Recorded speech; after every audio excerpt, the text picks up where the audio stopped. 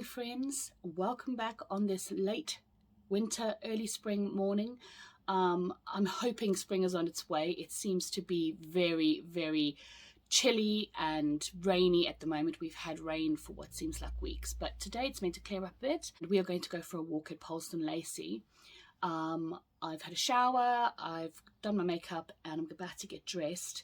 So when we come back, I was hoping to do a little bit of decorating for spring because I don't know if it's the same in your house, but after Christmas, the house just looks so bare for a few months. So I'm looking forward to decorating a bit for spring and Easter. So I will take you with me and show you what I'm doing. And the bits and pieces, I will just leave the information on the screen about where I got them from. I'm going to be preparing my daughter's Easter basket. And also, I thought later on, perhaps we'd have a cup of tea together and I would show you some of the books I have got on my spring reading list.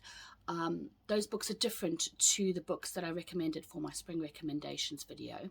So I thought I would just show you what books are on my list for spring and take you along with me today to do all the spring things.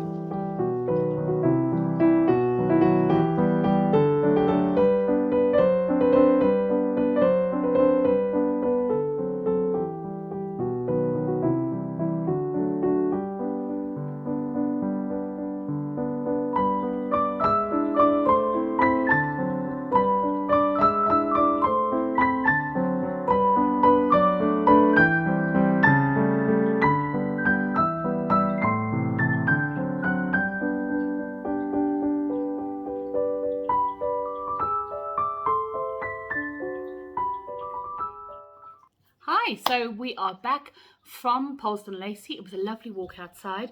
It's, I'm afraid, gone very overcast again, but that is the end of winter, early spring in England. I sat down with my cup of tea, completely missed my mouth, and landed up wearing a cup of tea on my green dress.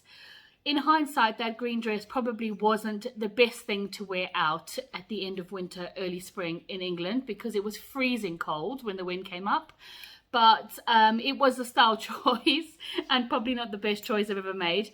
So yes, I've had to change. Quick costume change and on for the next set, right? Oh, while I'm talking about my cup of tea, let me show you the mug that I got for Mother's Day. It's from the new Cath Kidston Harry Potter selection, and it is the Spells and Charms mug. But look at this mug. How gorgeous is it? I mean, I just love everything about it, including the fact that it has my daughter's name on it. My daughter's called Hermione. So I had to have this mug for Mother's Day, and I absolutely love it. It's got each one of Harry, Ron, and Hermione's Patronuses on it. So absolutely love that. And I love otters. And obviously Hermione's Patronus is an otter. So I'm very, very pleased with my Mother's Day present. So I've done my decorating. I haven't gone too mad. I've tried to use what I had. There's a couple of new little bits, but not an awful lot. I'm trying to use what I've got. I'm trying to use the things that I have knocking about the house. Not only in an effort to save money, but also a little bit to be a little bit more conscious about what I'm bringing in to the house, because I know that at some point I've got to store that, I've got to look after it, I've got to take it down and put it back up. So I've been a little bit more conscious about what I'm bringing in. But I wanted to share with you just some of the books that I have got on my reading list, or that I am reading this spring. Now this is different to the books that I recommended to you in the spring recommendations video. These are the books that I have read, sorry, those were the books that I had read previously or was in the process of reading and was enjoying, and they felt very springy to me, and that's why I was sharing them.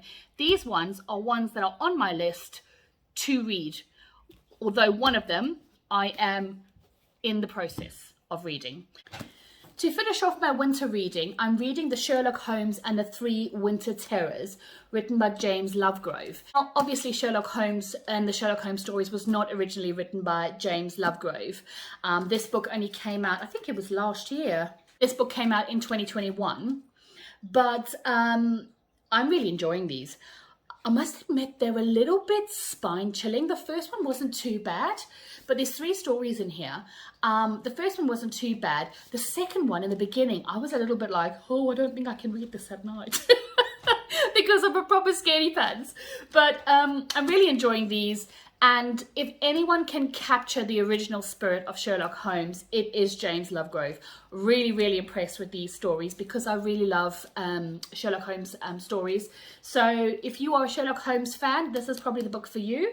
So give that a go. Like I said, it's the end of my winter reading, so I've got one more story in here to read. I've read the first 2 terrors, so I'm just finishing that one off. First spring book on my spring reading list of the books that I'm going to be reading myself this spring is Elizabeth and Her German Garden, written by Elizabeth von Arnim. So the book is basically set up like a diary, which I quite like because then you can sort of dip in and dip out, you know, as you're going through the book rather than having to read to the end of the chapter. Are you one of those people that has to finish on a certain line or at the beginning of a page or at the end of a chapter? I certainly am. Let me read you the back. Indoors are servants, meals, and furniture. There too is the man of wrath, her upright Teutonic husband, inspiring in Elizabeth a mixture of irritation, affection, and irreverence. But outside, she can escape domestic routine, read favourite books, play with her 3 babies, and garden to her heart's content. Through Elizabeth's eyes, we watch the seasons from May's oasis of bird, cherries, and greenery to the time when snow carpets her Pomeranian wilderness.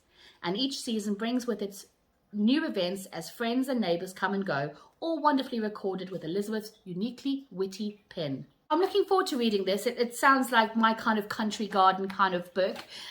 I'll have to let you know how it goes. So I've got 2 sort of what they would call chick lit or women's literature kind of books. They are not anything deep, but I do like both of these authors for they're light-hearted and often funny books. So the first book I'm reading is called My Kind of Happy by Kathy Bramley. Now, I've read almost every single book by Kathy Bramley, and I love her books. And this one just spoke to me. It just sounds very spring-like. It says, flowers have always made Fern smile. She treasures the memories of her beloved grandmother's floristry and helping her to arrange beautiful blooms that brought such joy to their recipients. But ever since the family tragedy a year ago, Fern has been searching for her own contentment. When Fern makes a chance discovery, she decides to start a happiness wish list. An exciting new seed of hope is planted. As Fern steps out of her comfort zone and into the unknown, she starts to remember that happiness is a life lived in full bloom. Because isn't there always a chance your wishes might come true?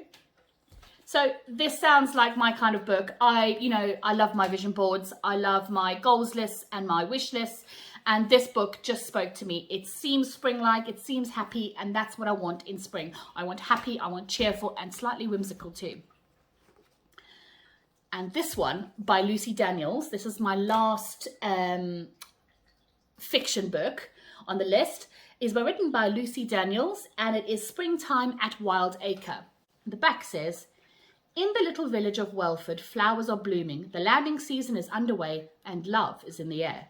Mandy Hope is on cloud 9. Animal Rescue and Rehabilitation Centre Hope Meadows is thriving, as is her relationship with handsome villager Jimmy Marsh. What's more, James Hunter, her best friend, is slowly learning to re-embrace life after facing tragedy. But when an unexpected crisis causes Mandy to lose confidence in her veterinary skills, it's a huge blow. If she can't forgive herself, then her relationship with Jimmy and the future of Hope Meadows may be in danger. It'll take friendship, love, community spirit, and one elephant with very bad teeth to remind Mandy and her fellow villagers that spring in Yorkshire is the most glorious time of the year. So Hope Meadows is based on the globally best-selling Animal Arc series, apparently. So this book just sounded very spring-like and very heartwarming, and that's kind of what I'm going for this spring as well. The last book on the list of books I'm going to be reading this spring is a library book, and it's called The Lagom Life. Now, some people have asked me, why I get books at secondhand shops and the library and stuff like that, why I don't have a Kindle. I do have a Kindle. I don't have Kindle Unlimited because I find that I'm always taking a wander around the charity shops. I live in a little sleepy town where you kind of blink and you'll miss the town, really. But there are a number of charity shops, and I like the idea of giving a book a second life if I can. Yes, I can go and buy new books. They're quite costly, and sometimes I don't enjoy the book, and then I feel like I've spent all that money on buying a book that I am not certain I'm going to enjoy. I like the idea of going and rescuing books from charity shops for very little money, bringing them home, reading them, and then returning them back to the charity shop so they can have another life with somebody else. I love the library, and I feel it's really important to support the library. In COVID, during lockdown and everything, the library for me was the best thing ever, and I read an insane amount of books from the library.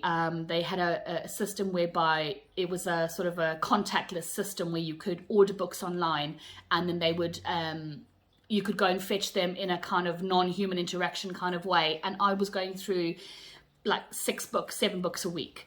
I love the library, and I will definitely continue to support my local library. I find that if I really enjoy a book that I have bought from the charity shop or bought from the library, if I've loved it and I've gotten it from the charity shop, I may donate it back to the charity shop and get myself a hard copy, or sometimes I go for some of the folio versions of the books because they're just so beautiful. But with the library, I just find if I really, really adore a book, I will go and buy myself a copy of that book for my own personal library. So this book is called The Lagom Life, The Swedish Way of Life. It's called Balance, Harmony, Beauty and Self-Sufficiency, and it's written by Elizabeth Carlson. Now, I've started dipping into this book, and it's all about this Swedish concept called lagom. Now, lagom, I'm so sorry if I am saying that incorrectly. I'm sure Shelley, you'll let me know if I'm saying it wrong. But lagom basically means not too much and not too little. It kind of means balanced or just right. So it's kind of like a Goldilocks and the Three Bears kind of word, where, you know, the baby bear's porridge was just right. And this book is about finding that sort of just right in our lives, in terms of how we live, how we eat, how we work, how we play in life. And it's all about finding that balance that's just right for us, because obviously each person has their own idea of what is just right for them. And this book has just got some beautiful recipes, and it's got some lovely, just lovely images. It's not all about food, I promise. It's got some lovely images, and it's a tiny book, you know, in comparison to some of the others, but it just spoke to me because I think it's important for us to find our just right in our life for our own different ways, if that makes any sense. So those are the books that are on my spring to be read list.